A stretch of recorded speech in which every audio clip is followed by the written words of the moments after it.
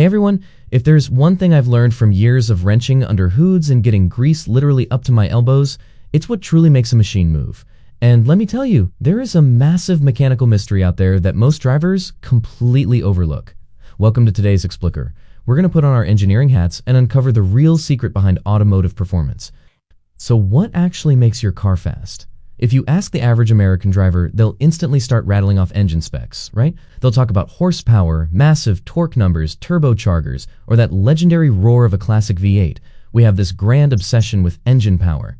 But what if I told you the engine isn't actually the part that makes your car fast? Cake this for a second. You've got a stunning 700 horsepower supercar. It looks incredibly aggressive, it sounds absolutely vicious, but without one specific hidden machine sitting right between that engine and the wheels, that multi-million-dollar car would struggle to even pull away from a stoplight. All that raw, aggressive engine power is completely useless if it can't actually reach the pavement. That hidden machine is the transmission. And once you really understand it, you're going to look at every single vehicle completely differently. Part 1. Translating engine to pavement. Okay, let's dive right in and get under the car to see how this vital piece of machinery actually works. Think of the universally understood bicycle analogy. Imagine trying to ride a bike that only has one single gear. Starting from a dead stop, that would require massive leg effort. Climbing a hill would just be pure agony. And once you finally hit high speed going downhill, your legs would be spinning so wildly just to keep up that you'd be completely inefficient and out of breath. Well, internal combustion engines face this exact same problem. They only make good power in a very narrow window of RPMs, what we in the shop like to call the sweet spot. The transmission solves this by acting as a brilliant mechanical translator. On one side, you have the engine's language. It operates in that narrow RPM range. If it spins too slowly, it lacks power, and if it spins too fast, it risks catastrophic damage and burns way too much fuel. On the other side, you have the wheel's language. They need to vary speeds wildly, from sitting at a dead stoplight to cruising at 75 miles per hour. The transmission translates between the two. It uses lower gears to multiply engine torque for tremendous pulling power right off the line, and higher gears to drop the RPMs for smooth, efficient highway cruising. Part 2. 4 tools for the job. So how do automotive engineers actually solve this translation problem out in the real world? There isn't just one way. Let's open up the mechanics toolbox and examine the 4 primary transmission designs used in modern vehicles today. First up, the traditional manual transmission. This is the driving enthusiast's absolute favorite tool. You have a clutch pedal, a stick shift, and you are in total command.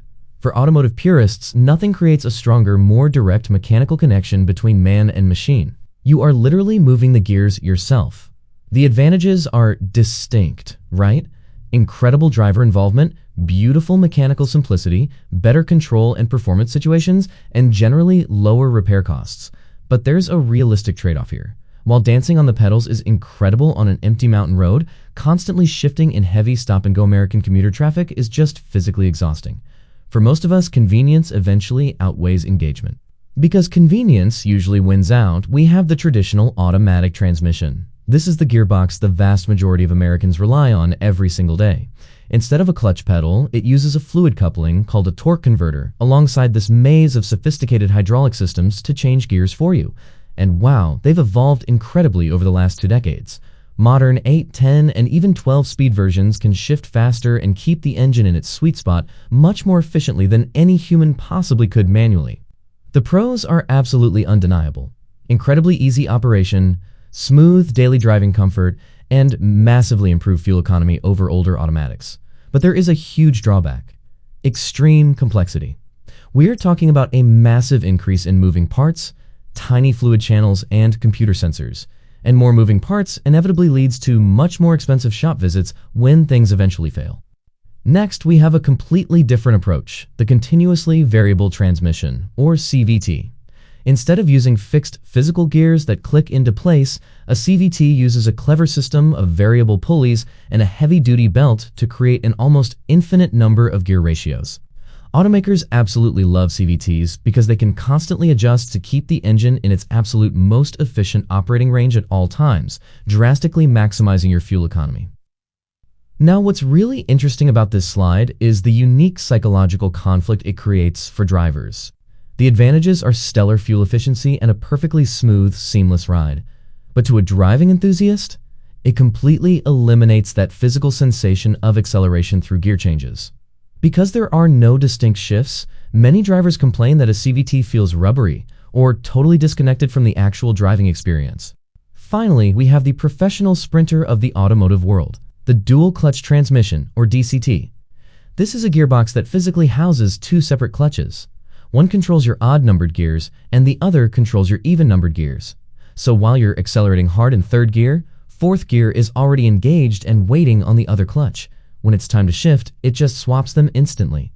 You'll find these in high-performance masterpieces from Porsche, BMW, Audi, Ferrari, and Lamborghini. The performance here is staggering. We are literally talking about lightning-fast shifts measured in milliseconds, which is faster than the human eye can even detect. But we have to contrast that outstanding track performance against the reality of a grocery run. Because they are essentially automated manual gearboxes, they can exhibit very jerky, clunky behavior at low speeds, like crawling through a parking lot. Add in the extreme mechanical complexity, and you are looking at eye-watering repair bills if something breaks. Part 3. Performance versus long-term durability. We've seen the tools in the box. Now let's look at the bigger picture from an engineering standpoint.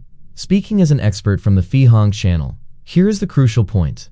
A modest engine paired with a truly great, well-tuned transmission will absolutely beat a poorly tuned powerhouse.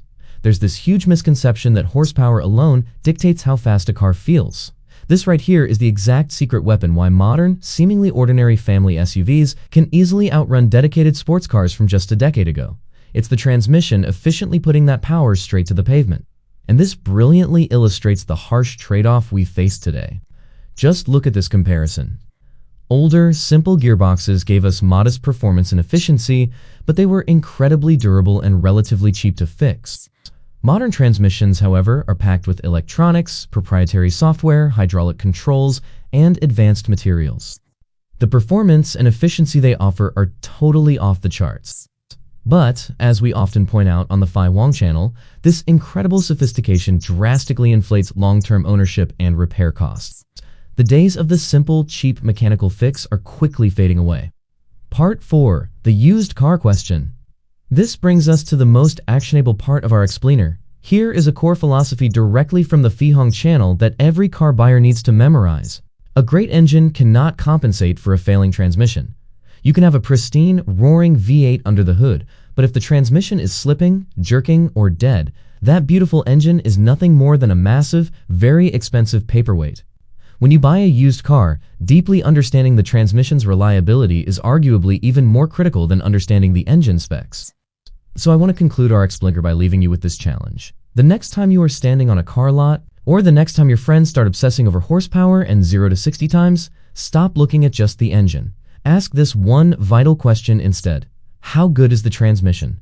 Because beneath every great vehicle is this hidden engineering masterpiece, working quietly thousands of times a minute, ultimately deciding whether a vehicle feels completely ordinary or truly extraordinary.